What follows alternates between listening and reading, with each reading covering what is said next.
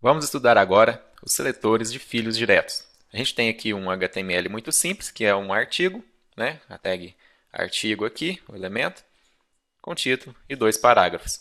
E eu coloquei aqui uma classe CSS que eu chamei de importante nesse parágrafo, no primeiro parágrafo, e no elemento strong que fica dentro do segundo parágrafo, tá? Beleza. Aí, no arquivo CSS, eu tenho o seletor aqui, o seletor descendente, que você já estudou, artigo, espaço, ponto importante. Ou seja, todos os elementos que tiverem a classe CSS importante, que são descendentes de artigo, são vermelhos. O que quer dizer isso? Isso aqui, esse importante aqui, é descendente de artigo? Article é descendente? É, né? Olha só, o artigo está aqui, ele está num nível mais abaixo, então ele é descendente sim. Da mesma forma, esse parágrafo também é descendente de artigo. Então, isso você já sabe, vai ficar dessa forma. Fica vermelho o primeiro parágrafo e também o strong, que a gente marcou como importante, que é descendente de artigo. Até aí tudo bem, né? Você já viu isso em uma outra aula. Agora a gente começa a falar de seletores de filhos diretos. Se eu coloco aqui, ó, ao invés de colocar só um espaço, se eu coloco um sinal de maior, eu estou dizendo que eu quero selecionar não os descendentes que são importantes, mas eu quero selecionar os filhos diretos de artigo que são importantes. Qual que é a diferença? A diferença é que descendente, por exemplo, esse elemento aqui que está marcado com a classe importante, ele é descendente de artigo, mas ele é um filho direto de artigo? Não é, né? Ele não é o filho direto, porque nesse caso aqui, quem é o filho direto de artigo é o parágrafo. Então, o strong aqui é um neto, né? É um neto. É isso mesmo. Não está num nível que a gente pode chamar que ele é filho, né? Ele é descendente, mas não é um filho direto. Filho direto de artigo, quem é? É o H1, é esse P e esse outro P, certo?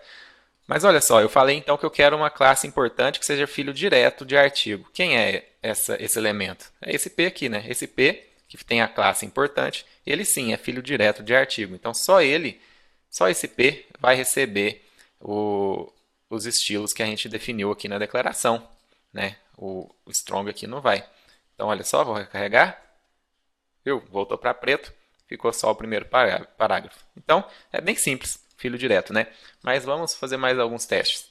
É, Deixa eu copiar isso aqui e comentar. Aqui eu vou colocar mais uma coisa, strong. Então, só para você ver que eu posso usar o seletor de filho direto mais de uma vez aqui, né? O sinal, o símbolo aqui, para indicar isso. Então, eu falo aqui que um artigo ele tem que ter um filho direto, chamado importante, que tem que ter um filho direto chamado com strong, né? Então, veja, antes estava a frase inteira aqui, né? O parágrafo inteiro vermelho, né? A partir desse momento que eu falo que eu quero elementos strong, que sejam filhos de elementos importantes, que sejam filhos de artigo, eu vou pegar esse strong aqui apenas, ó, só o desde 2014 que vai ficar vermelho, veja. Tá vendo? Entendeu? Eu disse aqui agora que eu quero artigo que tem um filho direto importante, que tem um filho direto que seja o elemento strong. Então ele pegou só essa parte aqui, certo? Posso ir fazendo assim, se eu quiser continuar aqui, posso continuar também, tá? Para você entender isso então, vou deixar comentado aqui. Mais um exemplo, deixa eu copiar isso.